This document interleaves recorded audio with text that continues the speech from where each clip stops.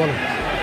বন্ধুগণ, আপনারা March two ঢাকায় অংশগ্রহণ করতে যারা ঢাকায় এসেছেন এবং ঢাকার যারা আন্দোলনকারী বিভিন্ন জায়গায় আছেন, আপনাদের প্রতি বৈষম্য বিরোধী ছাত্র আন্দোলনের পক্ষ থেকে আমি আসিফ মাহমুদ, সমন্বয়ক বৈষম্য বিরোধী ছাত্র আন্দোলন, নির্দেশনা দিচ্ছি আপনারা সবাই শাহবাগে আসুন, শাহবাগে জড়ো হন।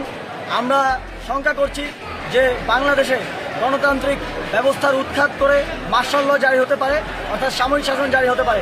আমরা গতকাল রাতেই ঘোষণা করেছি সামরিক শাসন কিংবা ফ্যাসিবাদকে সার্ভ করে এ ধরনের কোনো শাসন আন্দোলনরত ছাত্র জনতা মেনে নেবে না। আমরা এ বিষয়ে আমাদের ছাত্র জনতার যে ঘোষণা সেটি শাহবাগ থেকে দেব। আপনারা সবাই শাহবাগে আসুন, যে যেখানে আছে ঢাকার মিছিল নিয়ে শাহবাগে আসুন।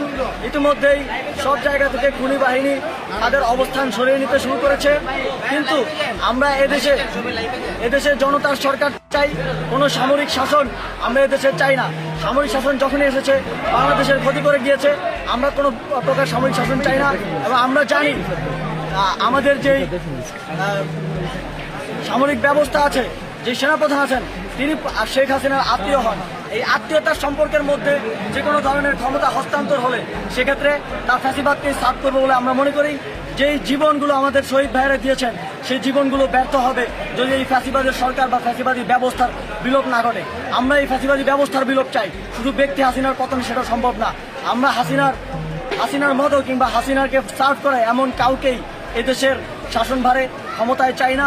আমরা জনতার সরকার চাই। আমরা আমাদের অফিসিয়াল ঘোষণা শাহবাগ থেকে দিব। আপনারা সবাই শাহবাগে এসে জড়ো হন। ঢাকার যে যেখানে আছেন সবাই শাহবাগে আসুন। যদি কোথাও বাধা আসে সেই বাধার টপকে বাধার উপর দিয়ে জনতার বুলডোজারটা